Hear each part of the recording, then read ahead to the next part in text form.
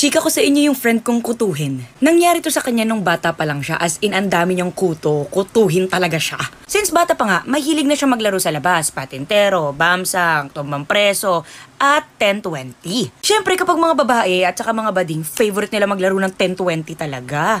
Tapos may kalaro siya doon, si Megan, na magaling mag 10-20 at laging mother. Plus itong si Megan pa ay napakamaldita since magaling nga siya. Eh itong friend ko ayaw niya kay Megan, naiirita siya kay Megan. So yung friend ko meron siyang internal monologue talaga na alam ko na kung paano hindi makakasali si Megan sa laro namin. Aayain ko siya sa loob ng bahay namin. Eh marami siyang kuto, di ba? Megan, tara, punta tayo sa bahay namin, laro tayo, tapos titirintasan din kita. Talaga? O sige, tara. Yung kuto ng friend ko, mga kalabaw, yung malalaki na talaga. Wow, Megan, ang haba naman ng buhok mo. Sobrang haba ng buhok mo, ha? Sobrang haba talaga ng buhok mo. Ang ganda-ganda ng buhok mo. Anong gamit mo shampoo?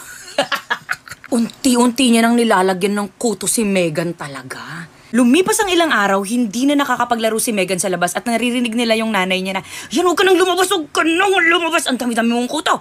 Tapos yung friend ko, wala na siyang kuto dahil sa lies alis. Mission success.